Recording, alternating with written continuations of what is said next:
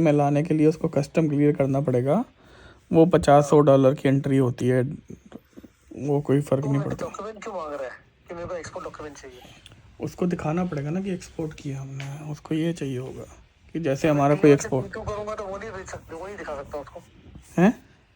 मैं इसको T1 से T2 जो है वो दिखा नहीं सकता हूँ। दिखा सकते हो, बट प्रॉब्लम ये है कि आपको कहाँ से शिप करना है सर।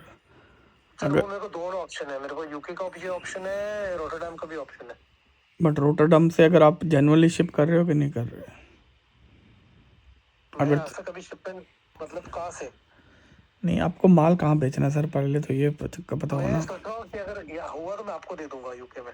तो देखो, यूके में बेचेंगे तो उसको क्या करना पड़ेगा, अगर हम यूके में लेंगे तो आप उसको बोलोगे मैं यूके माल लेके जा रहा हूँ, मैं तेरे को यूके से एक्सपोर्ट डॉक्यूमेंट दूंगा। वो क्या होगा, हम उसको कोई बीएल दे देंगे यूके से, कोई अफ्रीका की बीएल दे देंगे, कोई इंडिया की दे देंगे, कोई पाकिस्तान की दे देंगे।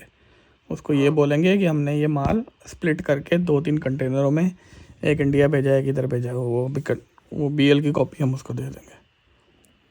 ठीक है, यही ऑप्शन है।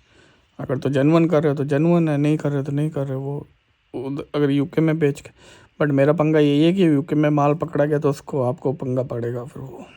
तो आप यूके में अगर मैं आपको दूंगा तो आप किसको दोगे? आपके पास है कोई कस्टमर? सर मेरे तो लोकल कस्टमर हैं, 1-2 होलसेल वाले हैं, 1-2 जैसे ये बीएम स्टोर्स है, आगे वो ऐसे ट्रेडर हैं यहाँ पे जो इन डिस्काउंटर्स को ही बेचते हैं। बट हम लोग डायरेक्ट नहीं बेच सकते सीधा होलसेल रिटेलर को? मैं ट्राई कर सकता हूँ सर, उनके ऑर्डर ऑलरेडी बुक है ना हमारे 2 लोड पर मंथ के। हाँ तो वो माल अभी दे दिए रिटेलर वो तो क्या हुआ सर, माल बुक हुआ ना, उसका डिपॉजिट पड़ा मेरा उनके साथ।